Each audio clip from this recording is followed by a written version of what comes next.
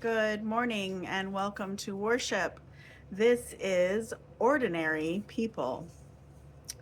The king of Egypt said to the Hebrew midwives, one of whom was named Shiphrah and the other Puah, "When you act as midwives to the Hebrew women and see them on the birth stool, if it is a boy, kill him.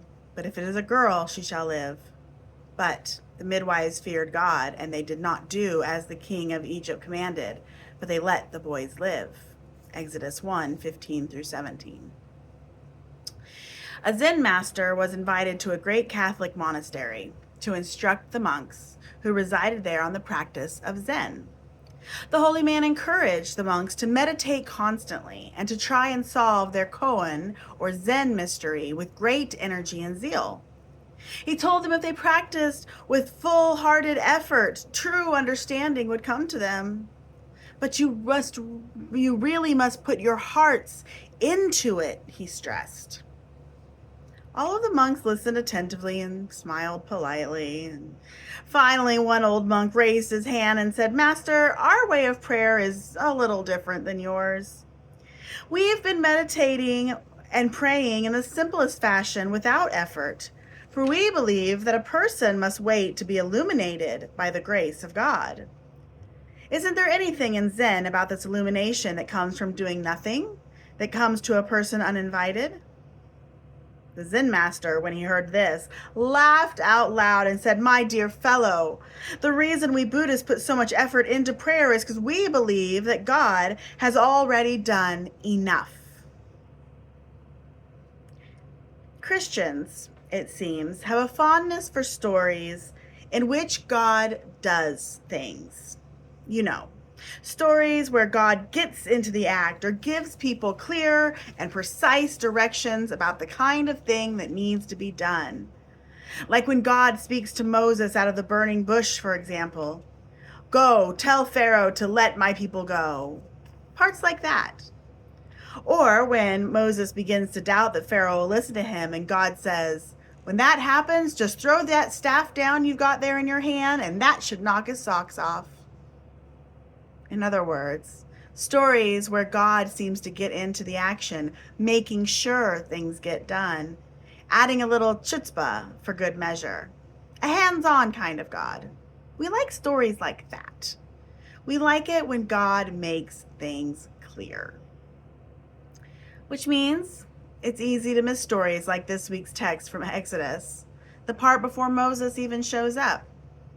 The part that tells us how the Hebrews got into that mess down there in Egypt and how it almost happened that there never was a Moses to begin with.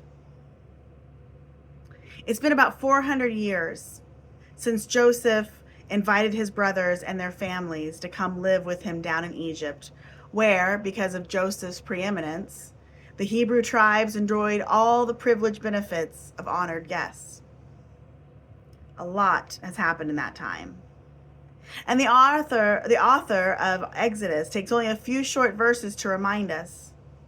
A new king is on the throne in Egypt, a king who did not know Joseph, Exodus 1:8. Meaning a king who had no commitment to the kin of Joseph, at least not anything like the original boss of Joseph had, and no genuine concern for their welfare. There was no love between the two. To make things even more tense, the original family of 70, as we're told in Exodus 1:5, born to old Jacob, had grown by leaps and bounds during their stay in Egypt, so the land was filled with them. Exodus 1:7.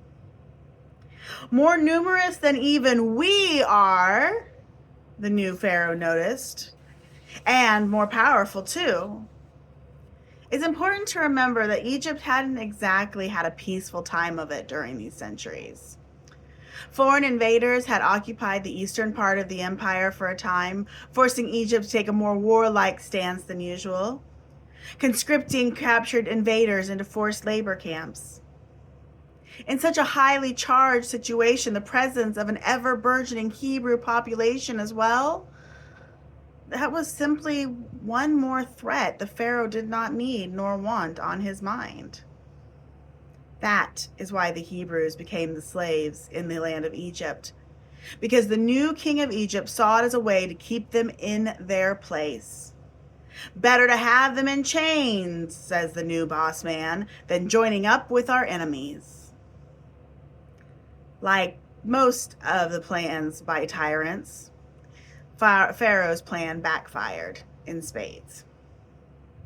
The more they were oppressed, the more they multiplied and spread, so that the Egyptians came to dread the Israelites, verse 12 tells us.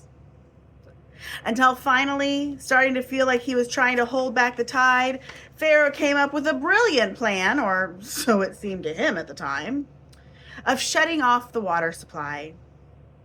He approached the two women who had been appointed midwives to all those thousands of Hebrew women and said to them, "Start killing the baby boys of the Hebrews when they are born." Apparently, it never occurred to this unnamed Pharaoh that, aside from being one of the worst kinds of ethnic cleansing imaginable, it was also a pretty dumb business move. How was he going to keep building all those monuments to his ego without male slaves to do it? But the midwives feared God. They did not do as the king of Egypt commanded them, but they let the boys live. So the king of Egypt summoned the midwives and said to them, "Why have you done this and allowed the boys to live?" The midwives said to Pharaoh, "Because the Hebrew women are not like Egyptian women. They are vigorous and give birth before the midwife comes to them." The two midwives, whose names we do know, by the way, Shiphrah and Puah, were risking their lives to do what they did. The Pharaoh believed the women, but the old maxim, "if at first you don't succeed, try again," seems to have been the Pharaoh's motto. Then Pharaoh commanded all his people, "Every boy that is born to the Hebrews you shall throw into the Nile, but every girl you shall let live." Unfortunately for this king of Egypt, the Hebrew midwives, weren't the only females in his life that didn't seem to want to listen to him. Now a man from a house of Levi went and married a Levite woman. The woman conceived and bore a son, and when she saw that he was a fine baby, she hid him for 3 months. When she could hide him no longer, she got a papyrus basket for him and plastered it with bitumen and pitch, and put the child inside it. She placed it among the reeds on the bank of the river. His sister stood at a distance to see what would happen to him. The Pharaoh's daughter came down to bathe the river while her attendants walked beside the river. She saw the basket among the reeds and sent her maid to bring it. When she opened it, she saw the child. He was crying, and she took pity on him. "This must be one of the Hebrew children," she said. See, when little Moses himself was born and was hidden among the reeds of the Nile in the little ark his mother made for him, the Pharaoh daughter found him, and realizing at once what kind of child he must have been, she took him into her care regardless of her father's edict. Then the sister said to Pharaoh's daughter, "Shall I go and get a nurse from the Hebrew women to nurse the child for you?" Pharaoh's daughter said to her, "Yes." So the girl went and called the child's mother. Pharaoh's daughter said to her, "Take this child and nurse it for me, and I will give you your wages." So the woman took her child home and nursed it. When the child grew up, she brought him to Pharaoh's daughter, and she took him as her son. She named him Moses because she said, "I drew him up out of the water." Moses' sister, arguably the best babysitter ever, is called on to find a nursemaid, and who does she choose but her own mother, whom Pharaoh's daughter then puts on Pharaoh's payroll just so she can nurse her own baby. In the end, Pharaoh ends up protecting, raising, and educating a Hebrew boy child, the very one who is going to make him sorry that he ever heard of the Hebrews. Now, you may have noticed I haven't said much about God so far this week. And there's a fairly good reason for that, because in this story, God does not seem to be one of the main players. In this critical moment in Israel's history, when the stakes are very high indeed, when it could have just as easily happened that there may never have been a nation called Israel, had it been left to the schemes of a cruel tyrant, God is not directly involved at all. What happens depends upon not what God decides to do, but what 5 ordinary women decide to do out of respect for human life, decency, and love of God. The midwives, Shiphrah and Puah, defied Pharaoh because they loved and respected God. And Pharaoh's daughter and her helpers did what they did because she felt a kindness to this innocent, hated little baby. That is how a nation got saved.